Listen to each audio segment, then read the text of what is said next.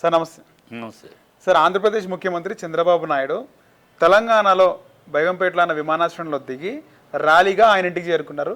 ర్యాలీలో వాన పడుతున్నా కూడా వందల సంఖ్యలో, వేలంటే అది కాదు, వాస్తవం మాట్లాడుకుంటే వందల సంఖ్యలో తెలుగుదేశం పార్టీ అభిమానులు, కార్యకర్తల కంటే ఎక్కువ ఆయన అభిమానులు, చంద్రబాబు అభిమానులు చాలామంది ఆ పార్టీ సపోర్టర్స్ ఇంటి వరకు కూడా వర్షంలో ఆయనకు స్వాగతం పలికారు. సో విజయవంతంగా ఇంటి వరకు తీసుకొచ్చినారు. దాని నెక్స్ట్ డే ఆ మరుసటి రోజు ఆయన ఇక్కడ తెలంగాణలో ఉన్నటువంటి ఎన్టీఆర్ ట్రస్ట్ భవన్లో సమావేశం బట్టి ఆయన ఈ పార్టీ పుట్టింది తెలంగాణ గడ్డ మీదే, ఖచ్చితంగా తెలంగాణలో ఈ పార్టీ పునరుద్ధరణ చేస్తా, కొత్త యువశక్తిని నింపుతాను, మళ్ళీ పార్టీని ట్రాన్స్ఫార్మ్ చేస్తాను, ఖచ్చితంగా వచ్చే ఎన్నికల్లో పోటీ చేస్తాం అని ప్రకటన చేసిన నెక్స్ట్ డేనే విజయశాంతి కానీ జగ్గారెడ్డి కానీ కాంగ్రెస్కి సంబంధించినటువంటి వాళ్ళు చంద్రబాబు ఇక్కడికి వస్తే తరిమి కొడతాము, మళ్ళీ ఒక ఉద్యమం వస్తుంది అని ఎందుకంటారు సార్? ఎందుకు భయపడుతున్నారు? అసలు చంద్రబాబు ఈ వాగుడంతా మానేసి తను ఇప్పుడు రాష్ట్రంలో గెలిపించారు ప్రజలు. అక్కడ 6 సూపర్ 6 అని హామీలు ఇచ్చారు. ఇచ్చిన 20 రోజుల్లోనే బస్సు యాత్ర గురించి పునఃసమీక్ష అంటున్నాడు, ఇంకో పెన్షన్ల గురించి మళ్ళీ పునఃసమీక్ష అంటున్నాడు. ఇచ్చే సూపర్ 6 అని ఇచ్చేసేసి వాటిని ఒక్కొక్కటి నీరు గారుస్తున్నాడు. అక్కడ ప్రభుత్వం ఏర్పడిన చోట నీ బాధ్యతలు ముందు అవి చూడాలి, మీ బాధ్యతలు చూడండి. ఇంకా జగన్ జపం చేస్తూ కాలం గడుపుతున్నారు. అయిపోయింది, ఎన్నికలు అయిపోయినాయి. మీరు మాట్లాడారు, మీరు అబద్ధాలు మాట్లాడారో నిజాలు మాట్లాడారో ఏమైనా ప్రజలు మీ మాటల్ని నమ్మారు. వీళ్ళ కామెంట్స్ మీద ఏమంటారు? నమ్మారు, అదే వస్తున్నా, నమ్మారు, ఓట్లు వేసినాక గెలిచారు. ఇక గెలిచినాక మీ పని చూడాలి.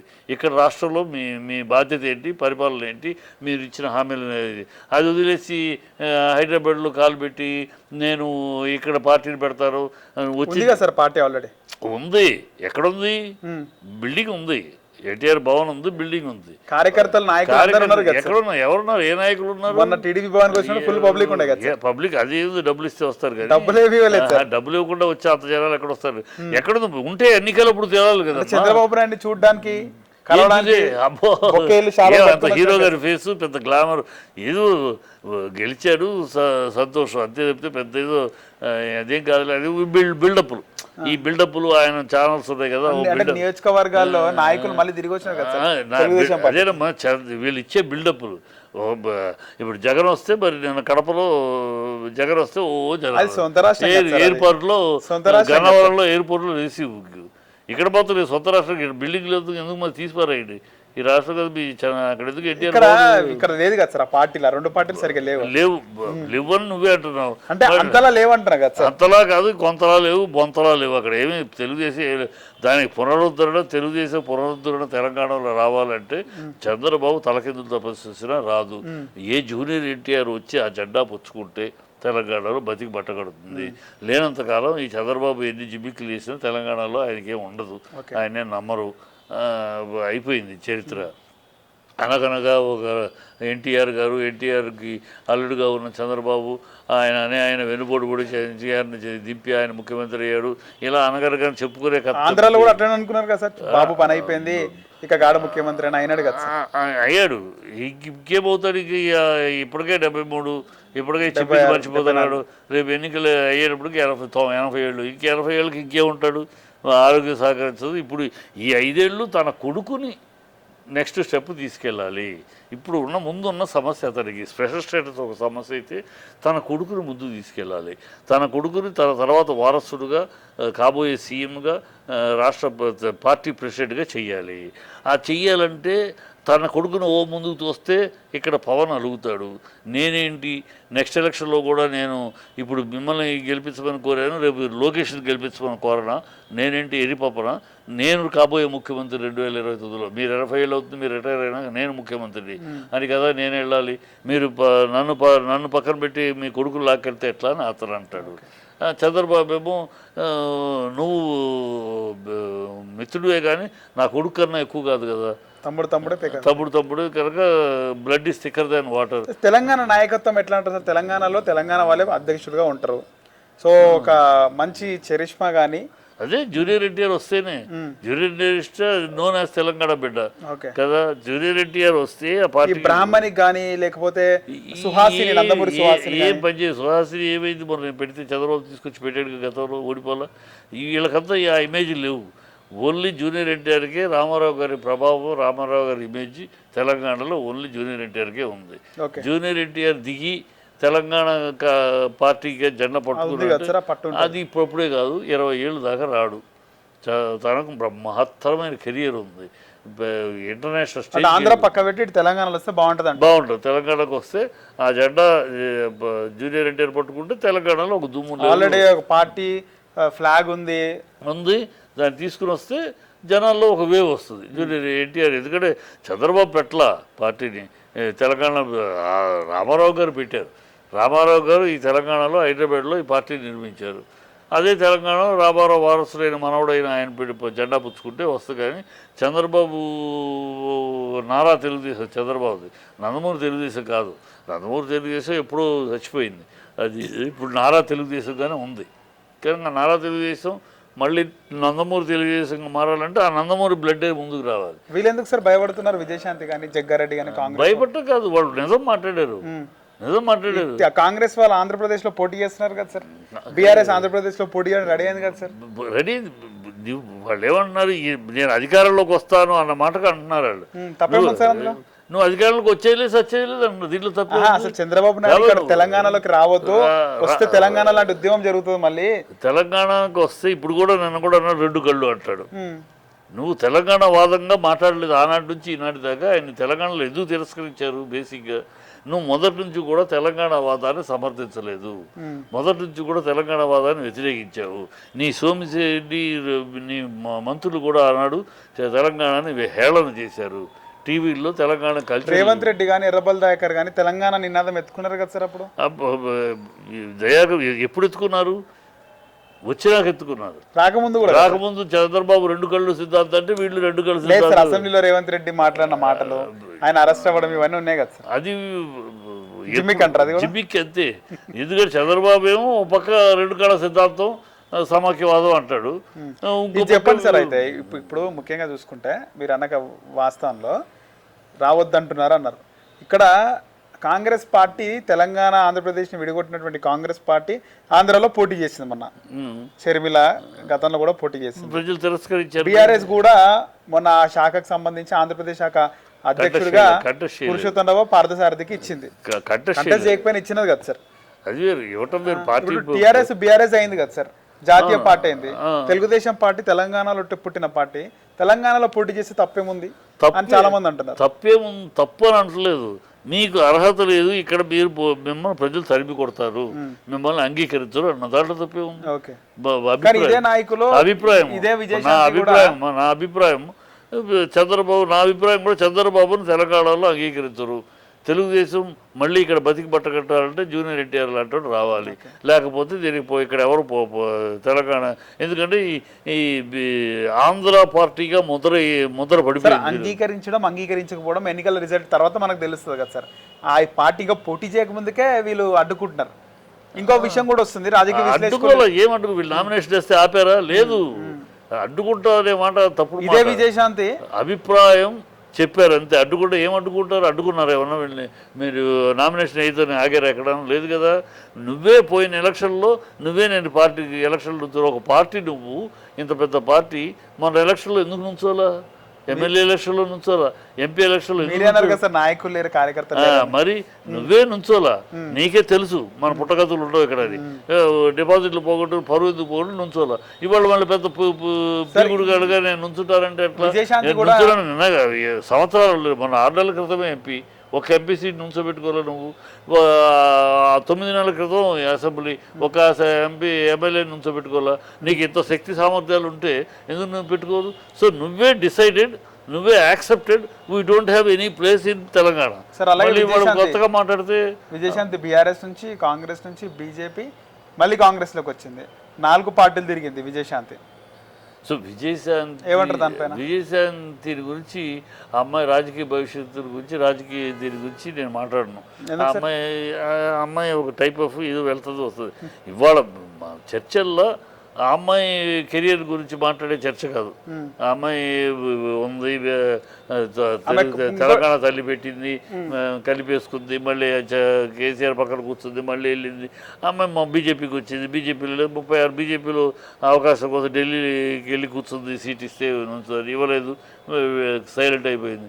సో ఆ అమ్మాయి తన యొక్క తనకి ఏదో క్విక్ వర్క్లోగా తను వస్తే ఏదో ఏమి విజయశాంతి వల్ల ఏ పార్టీకి ఏ ప్రయోజనం ఉండదు. విజయశాంతి వల్ల 4 ఓట్లు ఏమి పెరగవు.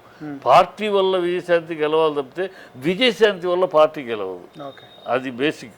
ఇంకో విషయం ఏంటంటే సార్, ఆమె ప్రభుత్వంలో ఉంది, నిరుద్యోగులు రోడ్లపైన ధర్నాలు చేస్తున్నారు, నిరాహార దీక్షలు చేస్తున్నారు, ఎక్కడికక్కడ వాళ్ళు నిరసన తెలుపుతుంటే వాళ్ళకు మద్దతు మాటనే మాట్లాడలేదు. గురించి ఎంతగా చర్చించడం కూడా వేస్ట్, టైం వేస్ట్. ఆ అమ్మాయి అయిపోయిన చరిత్ర ఏదో మాట్లాడుతూ ఉంటుంది. మీరు ఆర్టిస్ట్ రకంగా ఏదో మైక్ పెడతారు తప్పితే షీఈ్ రాజకీయాల్లో 0, సినిమా ఫీల్డ్ లో రిటైర్డ్. ఇంకా అమ్మాయిని గురించి అనవసరం వేస్ట్. జగ్గారెడ్డి కూడా మాట్లాడుతున్నారు కదా సార్, వేస్ట్, వాళ్ళు అనవసరంగా మాట్లాడుతున్నారు, వాళ్ళు ఫోకస్ చేసుకోవడానికి. అంతే తప్పితే ఆ అమ్మాయి అయిపోయిన చరిత్ర విజయశాంతి. రాజకీయాల్లో ఆ అమ్మాయిని చూసి ఓట్లేసే రోజులు పోయినాయి. ఒకప్పుడు ఏదో బీజేపీలో ఉన్నప్పుడు, ఆ తర్వాత నిదానంగా అమ్మాయి క్యారెక్టర్ని పోగొట్టుకుంది, అంటే పొలిటికల్ క్యారెక్టర్ని రంగులు మార్చే రంగవల్లిలాగా అయిపోయింది. సో ప్రజల్లో అమ్మాయి వచ్చి ఏదో మాట్లాడుతుంది, ఆ అమ్మాయిని చూసి ఓట్లు వేద్దామనే రోజులు లేవు. అందుట్లో ఇప్పుడున్న జనరేషన్ విజయశాంతి ఎవరో కూడా తెలియదు. ఏదో చెప్పాలి, పాత సినిమాలు చెప్తే ఓహో అదే అని ఉంటారు. ఇప్పుడున్న జనరేషన్ అమ్మాయి హీరోయిన్ కెరీర్ అయిపోయినాయి, 20 ఏళ్ళు అయిపోయినాయి. 20 ఏళ్ళు అయిపోయినాక ఏముంటుంది ఇప్పుడు వచ్చిన జనరేషన్కి, వస్తే జనరేషన్కి. సో ఆ అమ్మాయి ప్రభావం ఏముండదు. ప్రభావం రాజకీయాల్లో లేదు, సినిమా రంగంలో లేదు. ఏదో కాకపోతే సీనియర్గా ఉంది కనుక ఆ సినిమాల్లోనూ రాజకీయాలు ఎప్పుడు ఉంది కనుక ఏదో మాట్లాడుతూ ఉంటుంది, అది కాస్త మీరు మీడియాలో వేస్తూ ఉంటుంది తప్పితే ఆ అమ్మాయిని గురించి పెద్దగా చర్చించుకోవాల్సిన అవసరం లేదు. ఇప్పుడు కాంగ్రెస్ మంత్రుల భార్యలకి, ఉప ముఖ్యమంత్రి బట్టి విక్రమార్క భార్యకి టీటీడీ బోర్డు మెంబర్గా వస్తుంది ఆమెకు పదవి అంటున్నారు. ఆంధ్రప్రదేశ్లో ఉన్నటువంటి కొన్ని కీలకమైన ఏవైతే పోర్ట్ ఏరియాలు, మచిలీపట్నం కానీ కృష్ణపట్నం, దాంట్లో భాగం వస్తుంది పోర్ట్లలో, ఇటు తెలంగాణకి, తిరుమలలో కూడా భాగం వస్తుంది అంటున్నారు. చర్చల్లో అది మాట్లాడినారంటారా? చర్చల్లో ఏమో పైకి వచ్చే బోగస్ మాటలమ్మా. పోర్టులో వాటా ఎక్కడి నుంచి ఇస్తారు, ఇది ఎలా ఇస్తారు, ఎందుకు ఇస్తారు, ఇవన్నీ సహకరించవచ్చు. అంతేగాని వాటాగా దానికి లెజిటిమేట్గా ఉండదు. తిరుమలలో కూడా మెంబర్షిప్ ఇస్తారు. తిరుమలను అడిగితే ఇక్కడ యాదాద్రిగుట్ట మాగాని వాళ్ళు అడగరు, మాకు ఎక్కడ కావాలి, అయ్యి ఇంత గౌరవంగా ఉంది. తెలంగాణకి ఇస్తారు, కర్ణాటకకి ఇస్తారు, తమిళనాడుకి ఇస్తారు, మహారాష్ట్రకి ఇస్తారు, ఒక్కొక్క మెంబర్ ఇస్తారు. ఇక్కడ ఒక మెంబర్ అనేది కావాలంటే ఒక 2 ఇంకో మెంబర్ పెరుగుతారు. మెంబర్లు పెరగటం తప్పితే మిగతా వాటాలు ఏమిస్తారు? వడ్డీ కాసులు వాడికి వచ్చే ఆదాయంలో వాటా ఇస్తారా? వాటా అడగలరా వీళ్ళు?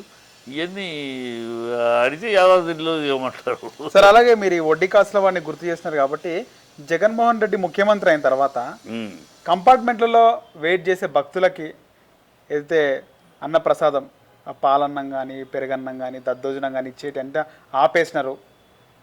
ఈ మధ్యాహ్నము కానీ నిత్య అన్నదానం చేస్తుంటే తిరుమల కొండపైన అవన్నీ కూడా మానేసినారు. ఖజానా మొత్తం జగన్మోహన్ రెడ్డి జోబులు వేసుకున్నా అన్నారు.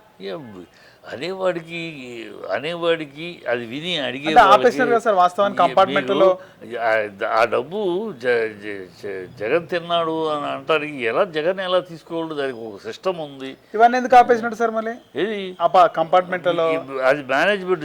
జగన్ ఎందుకు ఆపుతాడు అంటే జగన్ పాలనలో ఎందుకు? ఒక పాలక మండలి ఉంది, తిరుపతికి ఒక పాలక మండలి ఉంది.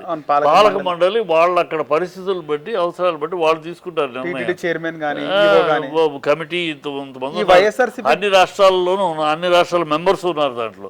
సో వాళ్ళు పాలక మండలి వాళ్ళు తీసుకున్న నిర్ణయాలు గతంలో ఇలా జరగలేదు. ఎందుకు జరగలా? అన్నదానం తీసేసిన రోజులు ఉన్నాయి. అయ్యింది తప్పుడు మాట. ఎన్టీఆర్ గారు ఫస్ట్ టైం అన్నదానం పెట్టించారు, రెండోది చంద్రబాబు గారు వచ్చిన తర్వాత ఆయన 2 పెట్టినాడు అన్నదాన సత్రాలు అని చెప్పి. ఊరినే ప్రతి బయటోడికి పుట్టిన ప్రతి బిడ్డ నా బిడ్డ అంటాం అలవాటైపోయింది వీళ్ళకి. వీళ్ళు చేసేది ఏం లేదు. చంద్రబాబు చేసేది, చంద్రబాబు హయాంలోనే నాన్ హిందూస్ అక్కడ ఉద్యోగాలు చేరారు. నాన్ హిందూస్ ఉద్యోగాల్లో చేరటం ఏంటి? క్రిస్టియన్స్ మిగతా వాళ్ళు అక్కడ పాలకమండలి అక్కడ దేవాలయం లోపల గర్భగుడి దగ్గర ఉద్యోగాలు చేస్తారు. ఎలా ఇస్తారు? చంద్రబాబు పీరియడ్లోనే జరిగింది ఇవన్నీ. ఆ తర్వాత కరుణాకర్ రెడ్డి పీరియడ్లో కంటిన్యూ అయ్యింది. కనుక ఈ చెప్పుకుంటా పోతే ఈ నిర్ణయాలు పాలక మండలి తీసుకుంటుంది నిర్ణయాలు. కాబట్టి ఆ డబ్బు ఆదాయాన్ని ప్రభుత్వం అప్పుగా తీసుకుంటుంది. అది ప్రభుత్వ సభ్యే కదా, ప్రభుత్వం దాన్ని ఆదాయాన్ని చూపి ఎక్కడో అప్పు చేస్తుంది. అవి ప్రభుత్వం చేస్తుంది. ఏ ప్రభుత్వం? ఇప్పుడు చంద్రబాబు వచ్చి 4 రోజులు అయింది, 7,000 కోట్లు అప్పు తీసుకున్నాడు. ఏం చూపించి? సెక్యూరిటీస్ చూపించి అప్పు తీసుకున్నాడు. 4 రోజుల్లోనే 7,000 కోట్లు తీసుకున్నాడు. అన్నీ సెక్యూరిటీ బాండ్ సెక్యూరిటీ పెట్టేసి తీసుకున్నాడు. సో అందుకని అప్పులు చేసేస్తున్నాడు అంటామా? ఏ రాష్ట్రానికైనా తప్పదు. ఏ రాష్ట్రానికైనా ఈ ఆర్థికంగా ఇలా సెక్యూరిటీస్ అప్పు పెడతారు, ప్రభుత్వ ప్రాపర్టీస్ని అప్పు పెడతారు, తాకట్టు పెడతారు. ఇవన్నీ రొటీన్. తమిళనాడు గవర్నమెంట్ పెట్టలేదా? ములాయం సింగ్ గవర్నమెంట్ పెట్టలేదా? మమతా బెనర్జీ గవర్నమెంట్ పెట్టలేదు. ఏ గవర్నమెంట్ అయినా పెడుతుంది. సెక్యూరిటీ కావాలి. నువ్వు అప్పడితే సెక్యూరిటీ, అలాగే ప్రభుత్వం సెక్యూరిటీ. ఏం జరిగిందంటే సార్, ముఖ్యమంత్రులు ఇద్దరు మీటింగ్లో జరగబోయేది ఇది. ఇద్దరిని ఆయన కాంగ్రెస్లోకి చేర్చడానికి ఈ తతంగములు మొత్తంలో కాంగ్రెస్లో చంద్రబాబు చేరతాడా? చేరక తప్పనే పరిస్థితి ఉందని నా అభిప్రాయం. ఎందుకంటే అతను 2018లో ఈ స్పెషల్ స్టేటస్ కోసమే కాంగ్రెస్ బీజేపీని వీడి వెళ్ళిపోయాడు. ఇవాళ కూడా అదే పాయింట్ మీద ఆయనకి పెద్ద కొత్త కాదు. కలిసి బీజేపీతో ఉండటము ఊడిపోవటం ఆయన కొత్త కాదు. కానీ ఉన్నప్పుడు పొగుడుతాడు, ఊడిపోయినప్పుడు తిడతాడు. ఎందుకట్లా కూటమి విడిపోతుంది, పొత్తు కలుస్తుంది సార్? మళ్ళీ విడిపోతుంది. ఎందుకు పడిపోతుంది? ఇప్పుడు కాంగ్రెస్లో చేతులు కలిపే తప్పని పరిస్థితి చంద్రబాబుకి స్పెషల్ స్టేటస్ కోసం. ఓకే, స్పెషల్ స్టేటస్ ఇవ్వాలంటే కాంగ్రెస్తో చేతులు కలపాలి. బీజేపీ ఇవ్వదు. ఇవ్వకపోతే ఇతని స్పెషల్ స్టేటస్ ఇవ్వకపోతే, స్పెషల్ స్టేటస్ తేలేకపోతే చంద్రబాబు ఇంతటి బృహత్తరమైన అవకాశం ఉండి కూడా తేలేకపోతే చరిత్రహీనుడు అవుతాడు. తెస్తే చరిత్రకారుడు అయిపోతాడు. నేను అందుకనే ఖచ్చితంగా చంద్రబాబు తెస్తాడనే విశ్వాసం మీదే నేను భూమి కూడా చూస్తున్నాను. చంద్రబాబుకు గుడి కట్టడానికి అక్కడే అమరావతిలో ఒక గుడి కడతాను ఆయనకి. ఆయన స్పెషల్ స్టేటస్ తీసుకొస్తే బ్రహ్మాండమైన గుడి కడతాను. అక్కడే ఆయన అమరావతిలో క్యాపిటల్ గుడి కడతాను. రేట్లు బాగున్నాయి కదా సార్ అమరావతిలో? బాగున్నాయి. ఆయన గుడికి ఎంత పెద్ద చోటు కదా, ఎకరం అవసరం లేదు కదా. పెరిగినాయి చూస్తున్నాను. మా వాళ్ళని చెప్పాను, మంచి కొంచెం అటు ఇటు సెంటర్లో ఉండేటట్టు చూడండి, అందరూ వచ్చి పోవటానికి కూడా. ఆయనకి కడతాను. ఆయనకు ఒకటి, పవన్ కళ్యాణ్కి ఒకటి, 2 గుళ్ళు. ఎందుకు? చంద్రబాబు కంటే ఈ ఇప్పుడు ఉన్న అవకాశం మళ్ళీ రాదు. మనం శాసించే పరిస్థితిలో ఉన్నాం. ఈ పరిస్థితుల్లో మనం స్పెషల్ స్టేటస్ తీసుకురాకపోతే ఇంకెప్పుడు తీసుకురాను, నోవర్ నెవర్ అని. సో చంద్రబాబు ఖచ్చితంగా తన ఆఖరి దశ, ఆఖరి మధ్యలో ఆ స్పెషల్ స్టేటస్ సాధిస్తాడని నమ్మకం నాకు. ఆ నమ్మకం మీద ఆ స్పెషల్ స్టేటస్ సాధించినాక తెలుగుడిగా, ఒక ఆంధ్రుడిగా అంతకన్నా ఏం కావాలి? స్పెషల్ స్టేటస్ వచ్చిందంటే ఇక బ్రహ్మాండం, ఉజ్వలం, ఆంధ్ర రాష్ట్రం వెలిగిపోతుంది కదా అందరూ అంటున్నది. ఆ రోజు వస్తుంది అన్నప్పుడు మరి అది తీసుకొచ్చిన అతనికి గుడి కట్టడం తప్పేది, కట్టాలి. అలాగే పవన్ కళ్యాణ్కి ఎందుకు గుడి? పవన్ కళ్యాణ్ 32,000 మంది అమ్మాయిలు తప్పిపోయారు, వాళ్ళు వాలంటీర్లు దాని కారకులు అని ఏదో చెప్పాడు. నాకు ఒక ఇంటెలిజెన్స్ ఆఫీసర్ సమాచారం అందించాడని కూడా చెప్పాడు. సో అప్పుడు ఆయనకు అధికారం లేదు ఆ మాట అన్నప్పుడు. ఇవాళ అధికారంలో ఉన్నాడు, ఉప ముఖ్యమంత్రిగా ఉన్నాడు, కేంద్రంలో కూడా కూటమే ఉంది, కూటమి పార్టీనే ఉంది. కనుక ఇవాళ అతను ఆ 32,000 అమ్మాయిల్ని విడిపించి వాళ్ళని తీసుకొచ్చి ఆ తల్లిదండ్రులకు అప్పచెప్పి, ఆ తల్లిదండ్రుల కడుపు కోతని, కన్నీటిని తుడిచి వీళ్ళందరినీ మళ్ళీ చేసి తన నిజాయితీ రుజువు చేసుకుంటాడు. తన నిజాయితీ పరుడు. ఎలక్షన్లో ఓట్ల కోసం అబద్ధాలు చెప్పలేదు, ఇది సొల్లు మాటలు కావు, ఇది గాలి మాటలు కావు, నాకు ఈ ఇంటెలిజెన్స్ ఆఫీసర్ చెప్పాడు నిజం, ఖచ్చితంగా ఆ ఇన్ఫర్మేషన్ ఉంది అని చెప్పాడు. కనుక ఆ ఇన్ఫర్మేషన్ ప్రకారం ఇప్పుడు అవి సాధిస్తాడు. పవన్ కళ్యాణ్ పవర్ స్టార్, పెద్ద స్టార్ కనుక సినిమాల్లోనే చీల్చి చెండాటం కాదు, ఇప్పుడు కూడా ఉప ముఖ్యమంత్రిగా చీల్చి చెండాడి వాళ్ళందరినీ పట్టుకొచ్చి ఒక అమ్మాయి కాశ్మీర్కి వెళ్ళి, ఒక అమ్మాయి, అది కాదు 32,000 అమ్మాయిలు. ఈ అమ్మాయిలు వేరు, వయసులో ఉన్న అమ్మాయిలు, చిన్నపిల్ల. 32,000 మంది వయసులో ఉన్న అమ్మాయిలని కదా అతను చెప్పింది. మగవాళ్ళు లేనప్పుడు వాళ్ళ డీటెయిల్స్ తీసుకుని పెళ్లి కాని పిల్లలు, వయసులో ఉన్నవాళ్ళు, విధవులు, వీళ్ళ పేర్లని తీసుకెళ్ళి ఇచ్చారు అని కదా మాట్లాడాడు. అది ఇన్ఫర్మేషన్ కూడా నేను చెప్పడం కాదు, ఒక ఇంటెలిజెన్స్ ఆఫీసర్ అన్నాడు. సో ఈ మహత్కార్యం సాధిస్తాడు పవన్ కళ్యాణ్. పవర్ స్టార్ కదా, పవర్ స్టార్ సినిమాలో ఎగిరి గంతేసి 10 మంది తరినట్టు ఇప్పుడు ఉప ముఖ్యమంత్రి కూడా ఎగిరి తల్లి గంతేసి అందరినీ లాక్కొస్తాడు, 32,000 మందిని తీసుకొస్తాడు, సాధ్యమైనంత మందిని తీసుకొస్తే ఏం చేస్తారు సార్? అందుకని అతనికి గుడి కట్టిస్తారు. అతనికి ఒక గుడి కట్టి వీళ్ళిద్దరికి 2 చేస్తారని స్థలం చూస్తున్నాను, ఇద్దరికి గుళ్ళు కడతాను. ఇంతకన్నా ఏముంది? 32,000 అమ్మాయిల జీవితాలు బాగు చేసిన కన్నా మహత్కార్యం మరొకటి ఉంటుందా? కనుక ఆయన గుడికి అర్హుడు. అలాగే ఆంధ్ర రాష్ట్రానికి 14 ఏళ్ళుగా పట్టి పీడిస్తున్న 10 ఏళ్ళుగా పట్టి పీడిస్తున్న అంశం స్పెషల్ స్టేటస్. ఆంధ్రదేశం పుట్టిన కాడ నుంచి అదే సమస్య. ఇవాళ ఆ సమస్యను తీర్చి స్పెషల్ స్టేటస్ తీసుకొస్తారు, గొప్ప విషయం ఇంకేముంటుంది. అందుకని ఈ 2 విషయాలు సాధించాలి అనే నమ్మకంతో వీళ్ళకి గుడి కట్టడానికి సిద్ధమవుతున్నాను. ఇదేదో వెటకారంగాను వ్యంగ్యంగాను మాట్లాడుతున్నాను అనుకోవద్దు, నవ్వద్దు. వెటకారంగా నిజంగానే మనస్ఫూర్తిగా చేసే అవకాశం వాళ్ళకు ఉంది. ఈ అవకాశం వాడుకుని చేయకపోతే ఇంకా వేస్ట్ వాళ్ళు. ఓకే, కనుక వాళ్ళు వేస్ట్ మనుషులుగా మిగలకుండా చేస్తారని నమ్మకంతో చెప్తున్నాను. చరిత్రలో మిగిలిపోవాలంటారు. అది రైట్ సార్, ధన్యవాదాలు.